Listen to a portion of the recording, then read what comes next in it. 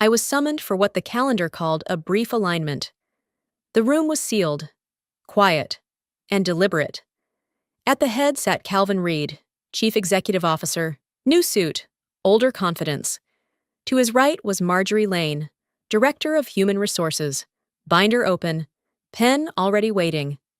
I was Lillian Moore, Senior Operations and Compliance Manager, 15 years into holding systems together that no one else bothered to understand. Calvin began without preface. "We don't reward divided loyalty," he said. "Applying elsewhere tells us everything we need to know."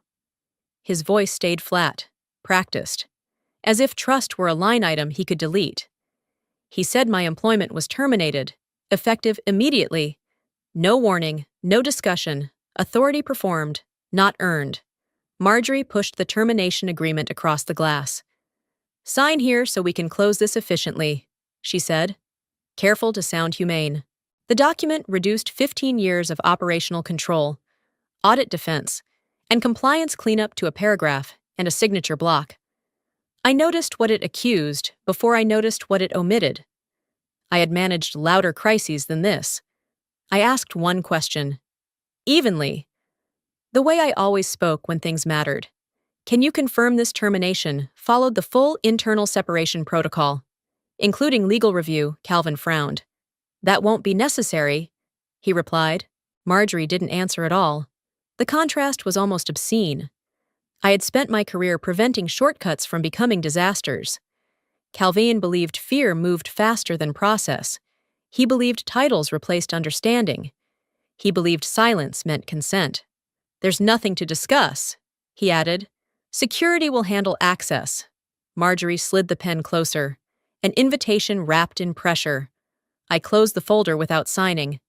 "Then we're finished," I said, standing. No voices rose. No tears arrived. Their leverage depended on my compliance, and I refused to supply it. As I turned to leave, the absence finally crystallized. No general counsel, no compliance officer, no procedural witness. They had fired the person who enforced rules by breaking them themselves. In plain view, they didn't realize yet what that oversight would cost them. How are you feeling right now? Angry, quiet, or uncomfortably familiar with this? Have you ever been in a situation like mine? I truly hope you haven't. Where are you listening from at home, on the road, or during a rare moment just for yourself? If this story resonates with you, stay with me and consider subscribing, because this is only the beginning, and what comes next is where the silence finally breaks. I didn't always feel angry. For most of those 15 years, I felt useful, which is a quieter, more dangerous emotion. I stayed late to walk auditors through controls no one else could explain. I rewrote compliance workflows after executives broke them chasing speed. I patched reporting gaps before regulators noticed, and cleaned up crises so thoroughly they were later described as minor issues in board decks. Each fix made the company safer. Each fix made me easier to ignore. I asked for raises the responsible way. Not ultimatums, not theatrics, just numbers, metrics, documented results, every time. The answer came wrapped in patience.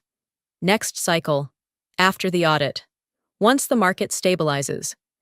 I believed them because believing felt professional. Year after year, my salary stayed frozen while expectations quietly expanded. Loyalty, I learned, was rewarded with more work. Then Calvin Reed arrived, introduced as transformation incarnate. He spoke about agility and decisive leadership, about cutting complacency. What he actually cut was memory. He dismissed legacy systems he didn't understand and replaced judgment with authority. His son, Ethan, followed soon after. Crowned a strategic advisor despite never carrying operational consequences, Ethan made fast decisions from clean spreadsheets, unaware they were connected to messy realities I had been containing for years. I watched real work collide with performative leadership. Processes I designed were bypassed to impress investors. Safeguards were labeled resistance. When problems surfaced, they landed on my desk anyway. I fixed them because failure still felt personal. Calvin took credit because visibility felt powerful. Ethan learned nothing because nothing ever touched him. The bitterness didn't arrive all at once. It accumulated in small humiliations. Seeing juniors I trained promoted past me, hearing my work summarized as support, being told I was invaluable, just not valuable enough to pay.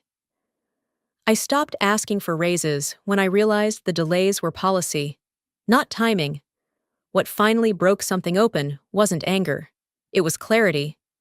As I mentally traced how reports flowed, how approvals stacked, how exceptions were resolved, I saw the pattern. Entire processes stabilized around me without acknowledgement. I wasn't part of the system. I was the brace holding it upright. That understanding didn't comfort me. It hardened me. I saw how easily my steadiness had been mistaken for submission. I saw how silence had trained them to assume permanence. 15 years without a raise wasn't oversight. It was extraction. The anger that followed was controlled, not loud. And it didn't ask for fairness anymore. It began asking different questions. What happens when the anchor steps aside? What fails first? And who, exactly, is standing in the blast radius? I didn't know the shape of the fallout yet, only that it would be slow, precise, and impossible to pretend away once it arrived fully. I walked out of the building without ceremony. No security escort, no forced smile from human resources, no final speech about gratitude. The badge in my hand still worked when I passed the turnstiles, which felt almost ironic. 15 years inside those systems had trained them to trust my movements even after they had decided to remove me. I stepped into the street, feeling oddly hollow, as if something essential had been shut down without triggering an alarm. The first few days were quiet, not peaceful, just empty. I slept later than usual and kept checking my phone out of habit, even though no alerts came in. Then, gradually, the silence broke. A former colleague mentioned a report that had gone out late. Another hinted that a compliance checklist had been submitted, with gaps no one noticed until after approval. These weren't disasters. They were paper cuts, small enough to dismiss, sharp enough to bleed. Inside the company, Calvin Reed moved quickly to control the narrative. In an all-hands meeting I wasn't invited to, he declared, "No one here is irreplaceable." The line traveled fast, repeated with admiration by people who needed to believe it. The message was clear. My absence would not slow anything down. The system, he insisted, was stronger without dependency on any single individual. I listened without reacting. Observation had always been part of my job. When processes fail, they don't collapse all at once. They hesitate. Deadlines slip by hours instead of days. Reviews come back with vague comments instead of approvals. People hesitate to make decisions they once made confidently. I recognized the signs because I had spent years preventing them. By the end of the week, the mistakes became slightly louder. A vendor invoice was flagged incorrectly. A regulatory update was misinterpreted and quietly ignored. Each issue was resolved eventually, but not cleanly. Corrections piled on top of corrections, adding friction to workflows that had once moved smoothly. No one connected these problems to me yet. They blamed workload. They blamed transition. I remained on the outside, watching without interference. That distance clarified things. From afar, the organization looked less like a machine and more like a series of habits held together by memory. My memory. I began to understand how much informal knowledge I had carried without documentation.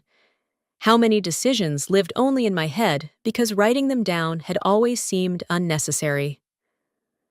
The call came late Friday afternoon. A mid-level operations manager I had trained years earlier hesitated before speaking. "I know you're not here anymore," he said. "But do you remember how we handled exception routing for the legacy accounts?" I closed my eyes briefly. Not from anger, but from recognition. That process had never been formalized. It had worked because I was there. I answered carefully, not with instructions, just with questions. "What does the policy say now?" I asked. He didn't know.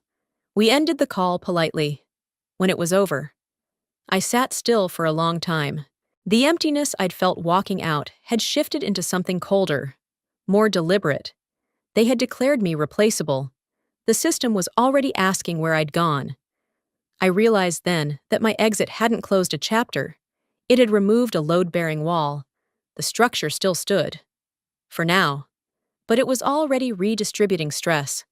Quietly. Unevenly. In ways that would only become visible with time ahead. Most people stop here, but the truth lies in the next part. I didn't rush to a lawyer. I waited until my thoughts felt orderly. Until anger stopped pretending it was strategy. Victor Shaw's office was quiet in a way that suggested precision, not comfort. He listened without interrupting while I described the conference room. The accusation of disloyalty. The paper slid across the table like a verdict already signed. When I finished, Victor didn't react the way people expect lawyers to react. He didn't promise retaliation or justice. He asked questions, exact questions. Who was present? What titles they held? What language Calvin Reed used? Whether anyone mentioned legal review. Each answer narrowed something invisible. He started with procedure. Terminations at my level. Especially those implying misconduct. Required documented cause. Legal review. And a compliance witness. None of those were present. They skipped steps, he said calmly, as if noting a typo. Then he moved to language. The phrase lack of loyalty, spoken aloud, wasn't neutral. It implied wrongdoing without evidence. That matters, he said. Intent matters. We went through my employment agreement line by line. No non-compete clause, no broad confidentiality trap. The non-disclosure agreement was narrow, limited to specific data categories, most of which I hadn't accessed in months. I had been careful without realizing how important that care would become. Victor nodded. Once. You're clean, he said. Not innocent, clean. I expected relief. What I felt instead was clarity. The firing hadn't been decisive. It had been sloppy, authority, when rushed. Leaves fingerprints everywhere. Victor laid out the obvious path first. We could file a wrongful termination claim. We could demand damages, reputation repair, maybe even reinstatement. He explained it the way a mechanic explains replacing an engine. Straightforward, effective, loud. Then he shook his head. I wouldn't do that, he said. That stopped me. I had come prepared to fight. Why not, I asked. Because they don't think they did anything wrong, Victor replied. And people like that make better mistakes when they feel safe. Litigation, he explained, would force them into caution. They would lawyer up, slow down, sanitize records. The system would tighten defensively. The outcome might be fair, but the process would be controlled. What you have instead, he continued, is time and their overconfidence. He explained how organizations unravel when leadership dismisses process as inconvenience. How small compliance failures stack. How accusations spoken casually can turn into liability when repeated internally. You don't need to push, he said. You need to watch. The idea felt counterintuitive and oddly empowering. I wasn't being told to surrender. I was being advised to step aside and let gravity work. Victor summarized my position with unsettling calm. You were terminated improperly, accused loosely, and released without restraints. That's not weakness. That's an opening. When I left his office, I wasn't carrying legal papers or marching orders. I was carrying a framework. I understood where the company was exposed and where I was insulated. More importantly, I understood that restraint could be an action, not a delay. I didn't plan revenge that afternoon. I planned patience. I adjusted my expectations from immediate correction to eventual consequence. The law wasn't a weapon I needed to swing. It was a mirror. And sooner or later, they would walk past it again, careless, and recognize themselves too late. I knew from experience that organizations rarely collapse from one decision. They erode through repetition, through confidence reinforced by silence. Calvin and Marjorie believed authority ended conversations. That belief would invite more shortcuts. more careless statements, more undocumented choices. My role was no longer to correct them. It was to remain observant, reachable, and absent. Every unanswered question would widen a gap. Every rushed fix would harden into precedent. I wasn't waiting for justice. I was letting structure test itself without its stabilizer. Exactly as designed. What followed would not be dramatic, but it would be irreversible once momentum replaced denial entirely fully. By the third month, the company's problems had acquired a rhythm, not chaos, not crisis, just a steady pattern of friction that never quite resolved itself. From the outside, it looked manageable, from experience. I knew it was not. Systems don't fail loudly when the wrong people are in charge. They fail politely, in increments small enough to dismiss until they form a record. I kept my distance deliberately. I didn't call anyone. I didn't offer help. I documented what surfaced through former colleagues, vendors, and industry chatter. A reporting cycle closed late by half a day. A compliance checklist referenced an outdated guideline. A routine filing included language that had been revised years earlier. Back when I still had the authority to enforce updates. Each issue was corrected eventually, but each correction left residue. An extra email, an internal explanation, a justification logged somewhere it didn't belong. Inside the company, Daniel Price, the chief financial officer, noticed. He had always understood numbers better than people, which made him cautious in the right ways. According to someone who sat 2 offices down from him, Daniel flagged the delays during a leadership review. He framed them carefully, using neutral language, emphasizing risk exposure rather than blame. Calvin Reed dismissed the concerns with practiced confidence. "We're in a transition phase," he said. "Noise is expected." Daniel pushed once more. Calvin shut it down. That interaction mattered more than any single error. When finance warns operations and leadership ignores it, the signal isn't weakness, it's permission. After that meeting, decisions sped up in the wrong places. Shortcuts became normalized. Documentation thinned. People stopped escalating questions because escalation no longer led to clarity, only irritation. I observed all of it without stepping in. Patience, I had learned, was not the absence of action. It was the discipline of timing. Every instinct I had told me to correct the mistakes before they compounded. That instinct was exactly what had kept the company stable for 15 years. It was also what had made me invisible. I resisted it.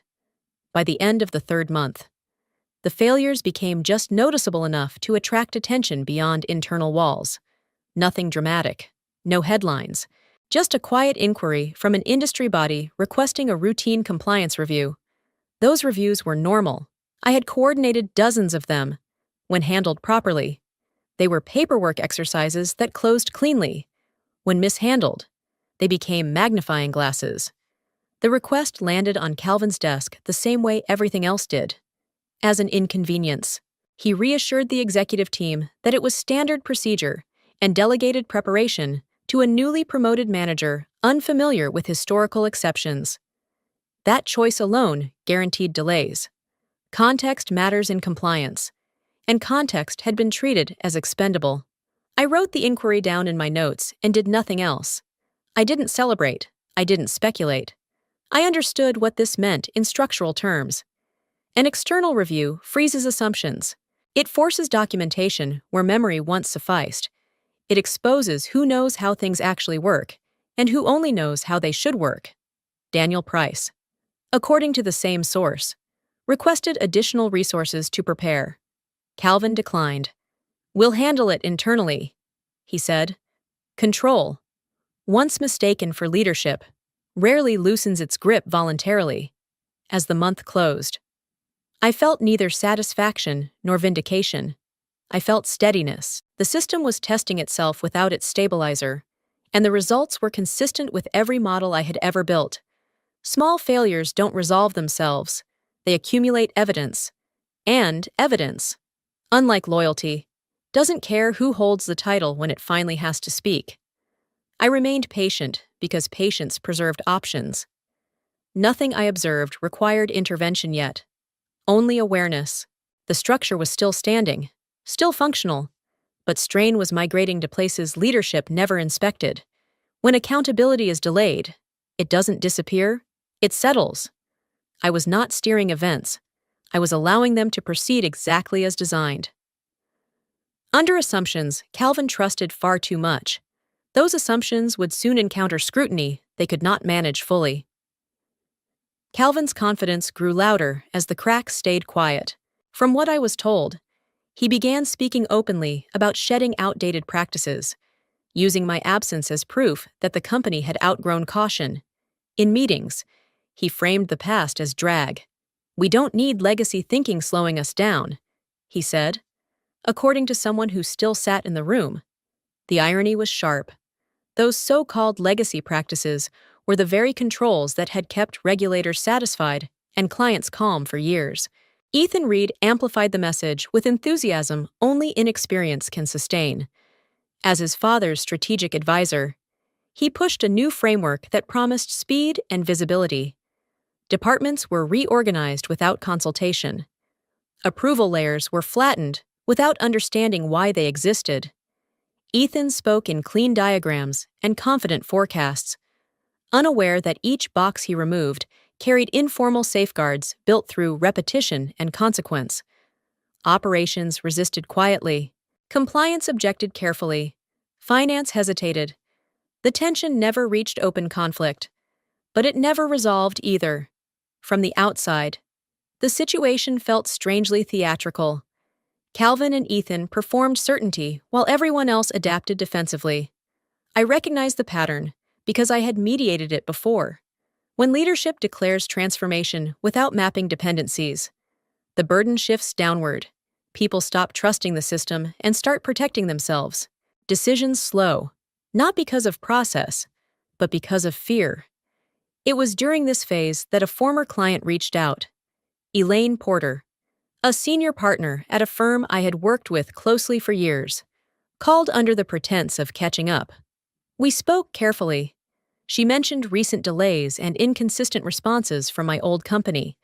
Then she asked, almost casually, "Is there something we should know?" The question wasn't about gossip. It was about risk. I listened more than I spoke. I confirmed nothing. I corrected nothing. Elaine knew better than to ask directly for advice that could cross a line. She framed her concern around continuity. "We're evaluating our exposure," she said, "and we value perspective." That word lingered. Perspective. It would have been easy to step in, to explain how things used to work, to point out exactly where the new strategy was unraveling. That instinct surfaced immediately, familiar and tempting. It was the instinct that had made me reliable. It was also the instinct I no longer trusted. I declined to consult. "I can't get involved directly," I said, and meant it. Then I paused and added one sentence. Measured and precise. "If you're reviewing exposure, I'd look closely at how exception handling has changed. Nothing more. No names, no accusations. Just a suggestion framed as curiosity." Elaine understood. She thanked me and ended the call without pressing further. When the line went dead, I felt the tension settle deeper, not sharper. The situation didn't require intervention. It required contrast. Calvin's public dismissal of the past was building expectations he couldn't meet. Ethan's strategy was accelerating decisions without absorbing responsibility. Partners like Elaine were beginning to notice the difference between speed and stability. I observed how false confidence feeds on applause and ignores hesitation. Internally, the company celebrated boldness. Externally, trust thinned. Those two trajectories rarely intersect peacefully. I didn't need to influence outcomes. I needed to remain consistent, predictable, unavailable. My refusal to engage directly preserved credibility in ways participation never could. As weeks passed, the tension became ambient, not panic, not outrage, just a collective awareness that something essential had shifted. Calvin mistook silence for agreement. Ethan mistook charts for alignment. I recognized both errors and let them stand. The system was adjusting to leadership that believed confidence could replace comprehension. I didn't feel victorious. I felt amused in a restrained, professional way. Watching certainty outrun structure is always unsettling, even when it's expected. The irony was complete. They had dismissed the old ways without realizing those ways were still holding the floor beneath them. All I had done was step aside and allow the imbalance to register naturally, in real time. Across every decision they rushed forward next. The next part may change the way you view the whole story. By the 6th month, the air around the company had changed.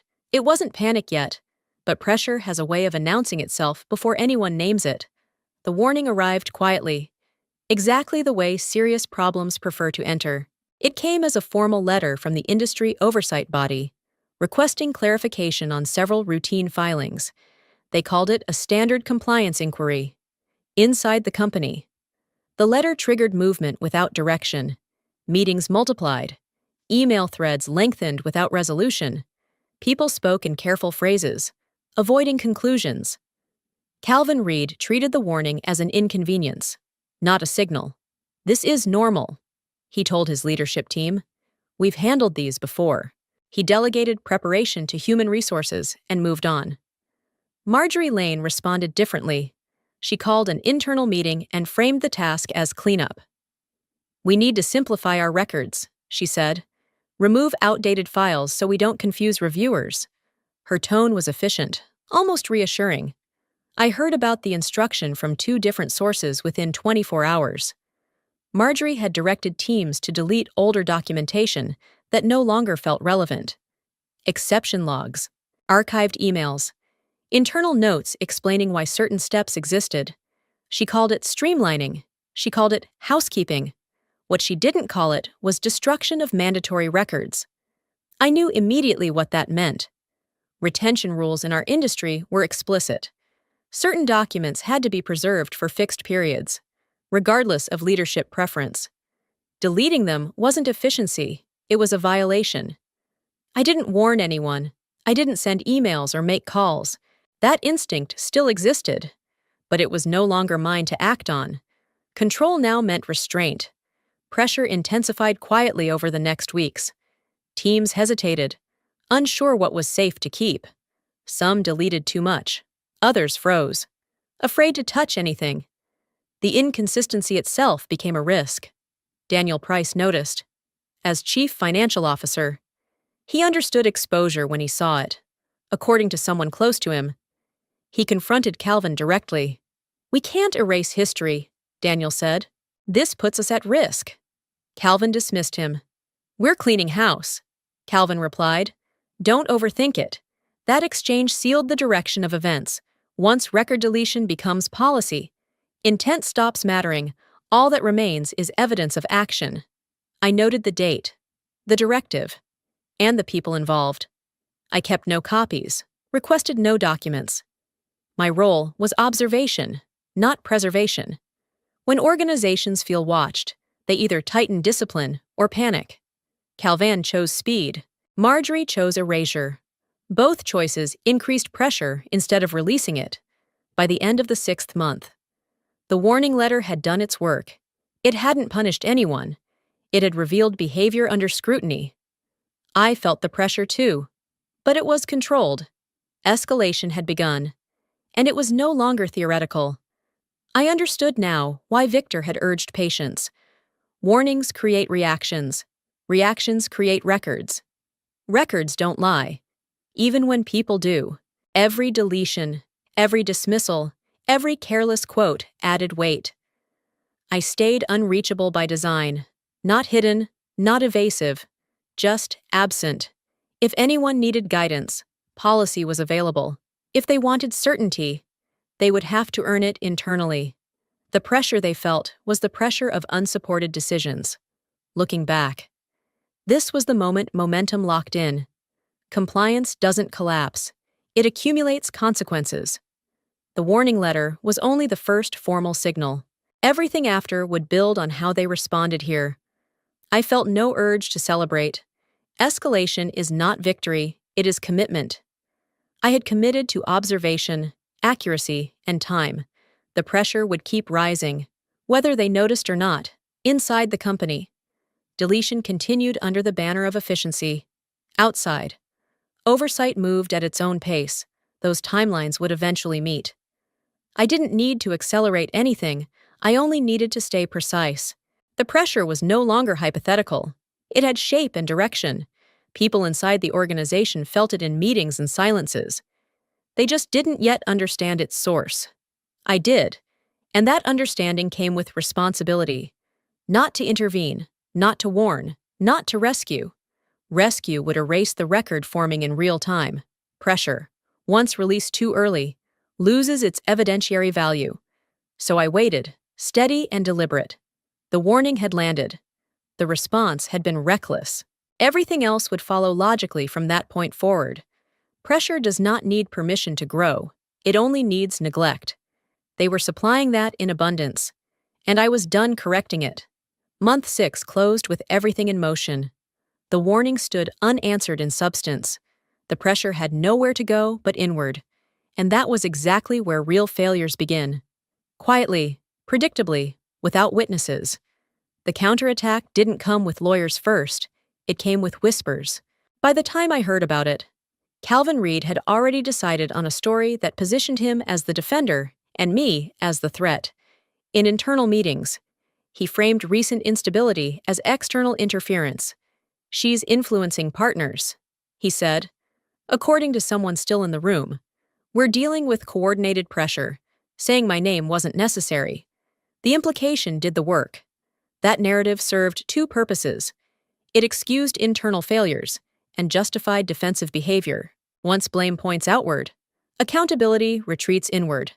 I recognized the tactic immediately. It was crude, but effective with people who needed reassurance. The company didn't have problems. It had an enemy. The first direct consequence landed fast. A major client paused contract renewals, citing concerns about continuity and compliance posture. Officially, it was a temporary measure.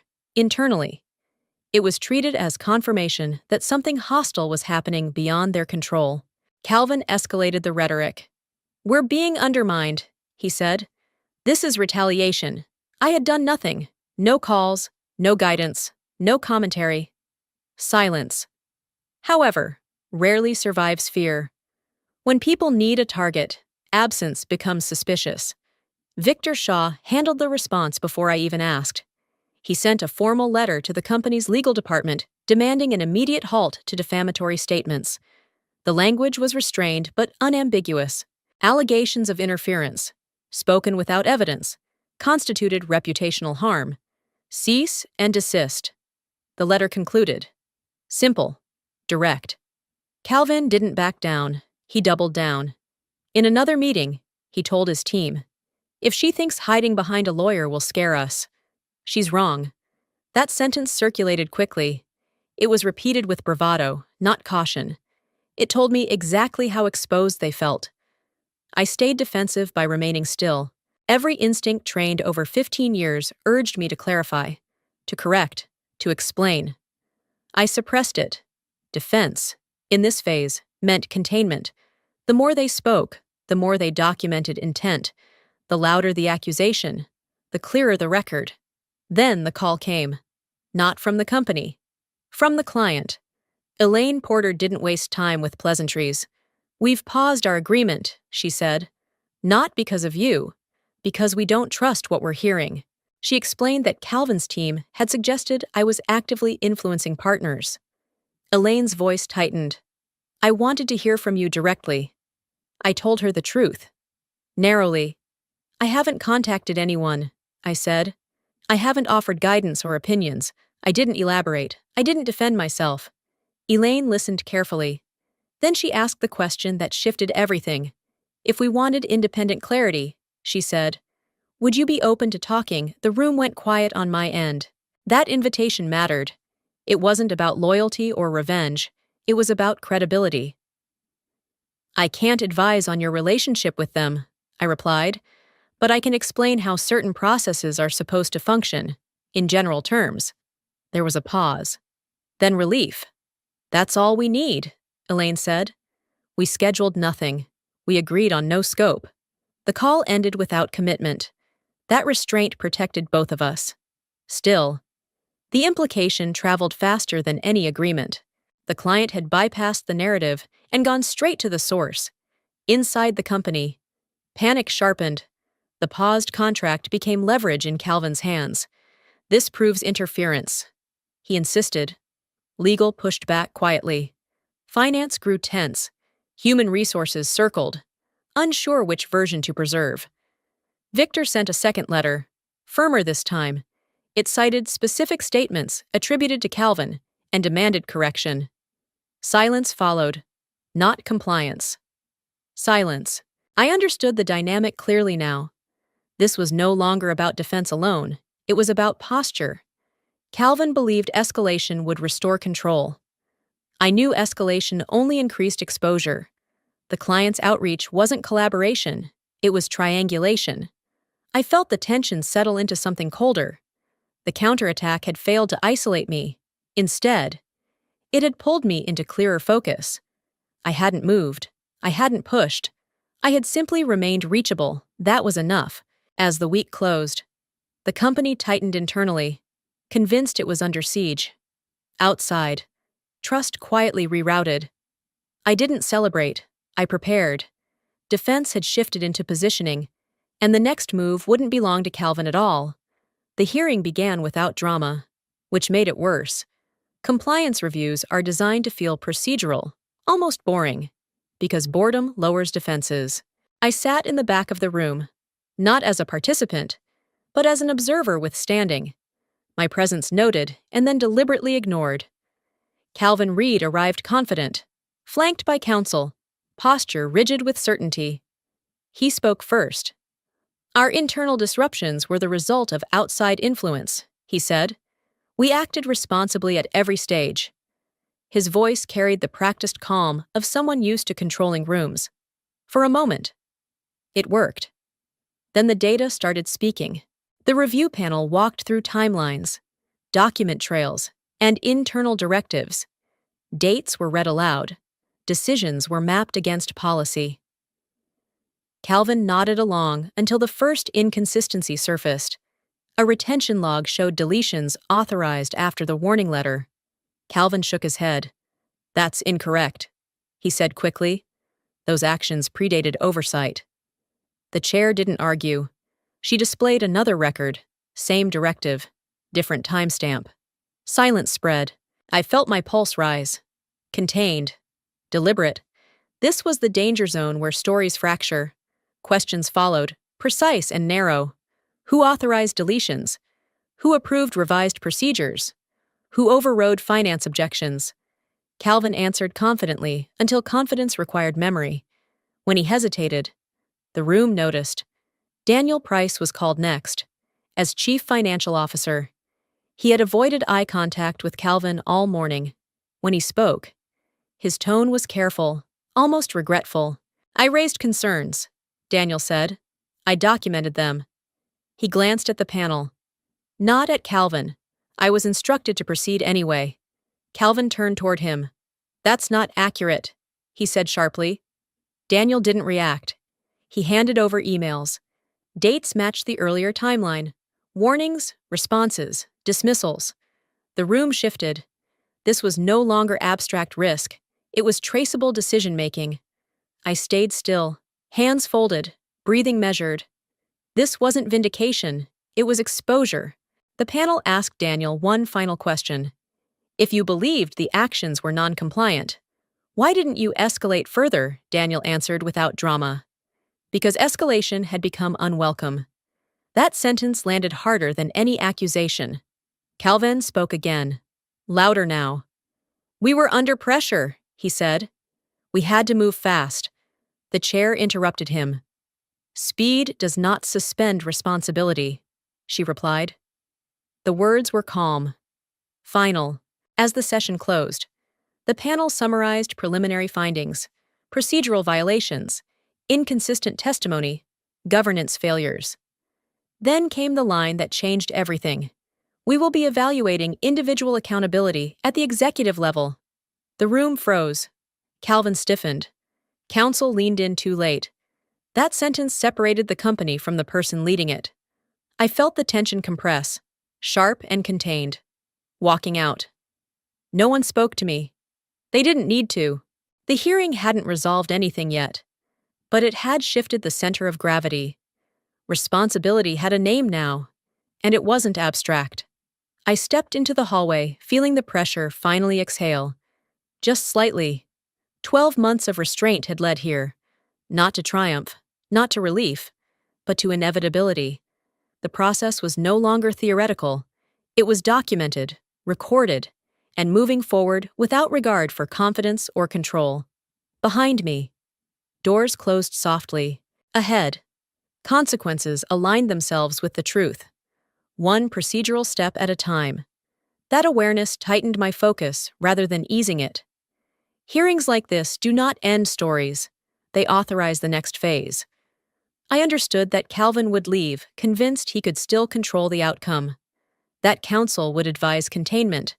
That internal messaging would soften language. None of that altered the record created today. Records persist. They travel. They invite follow-up. I felt the suspense settle not as fear, but as compression, like a spring locked in place. The process had momentum now, independent of personalities. Whatever came next would not require my voice or my intervention. It would require only consistency. I walked away, knowing the most dangerous moment had passed. Not because the truth had prevailed, but because it had been acknowledged aloud. In a room that measured words for a living, I sensed the room would echo this moment later. When consequences no longer felt procedural, and certainty finally gave way to accountability, no title could outrun without warning or mercy. The collapse didn't arrive with sirens or headlines. It unfolded through notifications, pauses, and decisions quietly reversed. I learned about the first contract cancellation from a former colleague who texted a single line, they pulled it. That contract had been the company's anchor, the one Calvin Reed referenced whenever confidence wavered. Its suspension changed the tone of everything that followed. Officially, the client cited governance concerns. Internally, the reason was clearer. The hearing had created a record no amount of messaging could soften. Once trust is interrupted, it doesn't resume on assurances. It demands evidence. The board understood that quickly. Emergency meetings replaced strategy sessions. Risk officers began speaking with authority they hadn't used in months. Calvin was suspended before the week ended. The announcement was brief, neutral, almost polite. Pending further review, it said. No defense, no praise. I imagined him reading it, realizing how suddenly titles can evaporate when protection withdraws. For all his certainty, he had never planned for isolation. Marjorie Lane didn't receive an announcement. She received a calendar invite, internal investigation, mandatory participation. The same administrative tone she had used on others now enclosed her. I felt no satisfaction in that symmetry, only a steady sense of correction. Processes she had bypassed were now pointed directly at her decisions. What struck me most was how quickly language changed. Words like transformation and efficiency disappeared. They were replaced by containment and remediation. The organization didn't collapse emotionally. It recalibrated. Responsibility flowed toward the source. Ethan Reed vanished without ceremony. No farewell note, no strategic update. His title was removed quietly from internal directories. Someone said he stepped back to focus on personal priorities. The silence around his exit spoke louder than any announcement. Influence evaporates fastest when it was never earned. As these shifts unfolded, I felt the pressure release gradually, like a held breath exhaled in increments. This wasn't revenge. It was resolution. The system wasn't punishing individuals. It was correcting imbalance. I remained distant, but not disconnected. The board reached out through counsel to confirm procedural details. I answered factually, briefly. Nothing I said accelerated outcomes. It didn't need to. Momentum belonged to the record now, not to me. When the final notice arrived, confirming the contract termination, I closed my laptop and sat quietly. 15 years of accumulation had resolved into consequence without spectacle. Justice, I realized, doesn't require anger to function. It requires structure. The days that followed were strangely calm. There were no victory calls, no apologies, no sudden acknowledgments of my role. That absence felt appropriate. Recognition, delayed too long, often arrives misshapen. I didn't need it anymore. Instead, I watched the organization stabilize around new constraints. Policies were rewritten with care. Approval paths lengthened where they had been recklessly shortened. Questions that once irritated leadership were now encouraged. Caution returned, not as fear, but as respect for consequence. I noticed something else too. People who had stayed silent began speaking again. Not loudly, not dramatically, but with precision. They referenced policy. They asked for documentation. They slowed decisions that felt rushed. Culture doesn't change through slogans. It changes when behavior is finally allowed to align with reality. I understood then that collapse is a misleading word. What had happened wasn't destruction. It was correction at scale. The structure had bent too far in one direction, and now it was rebalancing. As I stepped fully away, I felt a clean sense of closure. The story no longer belonged to me. It belonged to the record, the process, and the consequences that followed naturally. That, more than any apology or settlement, felt like justice. I carried that understanding forward without bitterness. The collapse had answered every question I once asked quietly in hallways and meetings. It confirmed that patience can be an action, and restraint can shape outcomes more reliably than force. I didn't win anything tangible that day. I regained something harder to quantify: trust in the system's ability to correct itself when pressure is applied at the right point, with accuracy and without compromise. It reminded me that justice rarely arrives loudly, but when it does arrive correctly, it leaves no room for denial or revision later, at all. I received the call on a quiet morning, the kind that invites reflection rather than urgency. The new board didn't speak in absolutes. They spoke in corrections. They acknowledged missteps, referenced risk mitigation, and thanked me for my previous service. Then came the offer. They wanted me back, not quietly, not temporarily, but formally, with a salary 3 times what I had earned when I left. I listened without reacting. They framed the offer as restoration, as if time could be reversed by numbers. They spoke about stability, continuity, and trust. I let them finish. Calm has weight when you don't rush to fill silence. When I responded, I didn't negotiate money, I outlined conditions. Ethical guardrails written into authority. Compliance independence protected from executive override. Direct reporting lines that could not be softened by convenience. I asked for decision power equal to responsibility, and transparency enforced rather than encouraged. These were not demands. They were requirements. The room shifted. I could hear it, even through a speakerphone. One board member cleared his throat. Another asked if I was open to compromise. I said no. I won't return to a structure that mistakes obedience for alignment. I told them. My voice stayed even. This wasn't leverage. It was clarity. They tried again, reframing my conditions as aspirational.